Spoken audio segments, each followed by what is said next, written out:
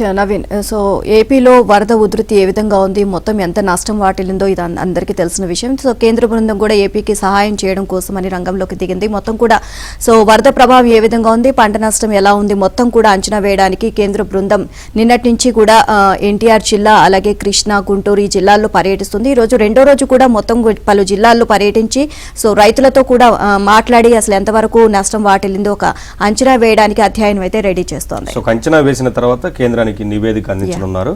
నేడు ఏపీ వరద ప్రభావిత ప్రాంతాల్లో కేంద్ర బృందం రెండో రోజు పర్యటించనుంది. ఎన్టీఆర్, గుంటూరు జిల్లాల్లో వరద నష్టాన్ని కేంద్ర బృందం అంచనా వేయనుంది. 2 టీములుగా ఎన్టీఆర్, గుంటూరు జిల్లాల్లో సెంట్రల్ టీం పర్యటించనుంది. ఉదయం 9:45 ఎన్టీఆర్ జిల్లా కలెక్టరేట్ కు కేంద్ర బృందం వెళ్లనుంది. ఎన్టీఆర్ జిల్లాలో వరద పరిస్థితిని కేంద్ర బృందానికి జిల్లా అధికారులు ప్రెజెంటేషన్ ఇవ్వనున్నారు. అనంతరం ప్రకాశం బ్యారేజ్ను సందర్శించనున్నారు.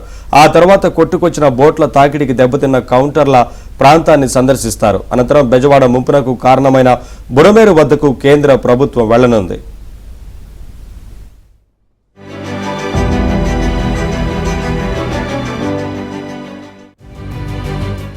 గుంటూరు జిల్లా కలెక్టరేట్లో ఉదయం 9:45 వరద నష్టంపై కలెక్టర్ కేంద్ర బృందానికి పవర్ పాయింట్ ప్రెజెంటేషన్ ఇవ్వనున్నారు.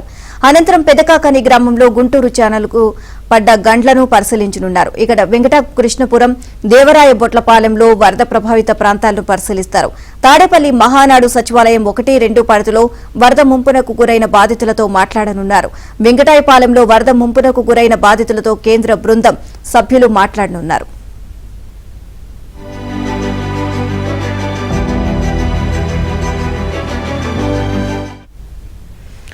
ఓవరాల్ గా అంశానికి సంబంధించి మరిన్ని అప్డేట్స్ మా కరెస్పాండెంట్ పూర్ణని అడిగి తెలుసుకుందాం. పూర్ణ, కేంద్ర బృందం రెండో రోజు కూడా పర్యటన కొనసాగుతున్నట్లుగా తెలుస్తుంది. ఓవరాల్ గా అప్డేట్స్ ఏంటి? వరదల మీద అంచనా వేసేందుకు కేంద్ర బృందం రెండో రోజు ఈ రోజు పర్యటన చేయబోతుంది. మొత్తం కూడా ఈ రోజు ఎన్టీఆర్ జిల్లా, గుంటూరు జిల్లాలో కేంద్ర బృందం మొత్తం కూడా పర్యటిస్తుంది. ప్రధానంగా చూస్తే కనుక ఎన్టీఆర్ జిల్లాలో ముందుగా కార్పొరేట్ లో మొత్తం కూడా ఫోటో ఎగ్జిబిషన్ మొత్తం కూడా చూసి ఆ తర్వాత నేరుగా ప్రకాశం బ్యారేజ్ వద్దకు వెళ్ళి ప్రకాశం బ్యారేజ్ వద్ద అక్కడ ఏదైతే ఆ బోట్లు ఢీకొని డ్యామేజ్ అయిన ప్రకాశం బ్యారేజ్ స్థితిగతులను మొత్తం కూడా అడిగి తెలుసుకొని ఉన్నారు. ఆ తర్వాత అక్కడ నుంచి నేరుగా బుడమేరు అంటే గండ్లు పడిన ప్రాంతానికి వెళ్ళి అక్కడ కూడా మొత్తం కూడా పరిశీలిస్తారు. ఆ తర్వాత బుడమేరు ముంపు ప్రాంతాలకు వెళ్ళి అక్కడ కూడా అన్ని కూడా చూస్తూ జరుగుతుంది. ఆ తర్వాత నేరుగా వచ్చి సింగనార్ వరద ప్రభావిత ప్రాంతాల్లోని ఇళ్లకు కానీ ఆ ప్రాంతానికి వెళ్ళి మొత్తం కూడా చూసి చూడనున్నారు.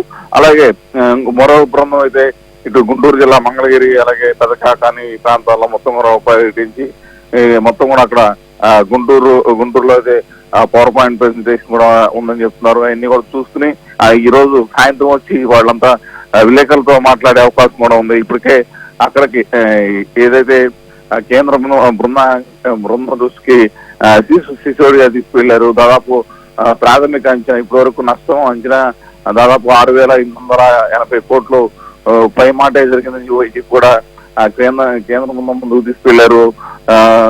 ఇమీడియట్ గా తక్షణం కేంద్రం దాదాపు ఒక 10,000 కోట్లు ఇచ్చి ఆదుకోవాలని చెప్పి కూడా చెప్పడం జరిగింది. ఇప్పుడు ప్రాథమిక అంచనా ప్రకారం అయితే 6,880 కోట్లు జరిగింది. అది కనుక పూర్తి స్థాయిలో ఎన్యూమరేషన్ పూర్తయితే దాదాపు 10,000 కోట్ల పైగా దాటే అవకాశం కూడా ఉందని కూడా అధికారులు అయితే చెప్తున్న పరిస్థితి నెలకొని ఉంది.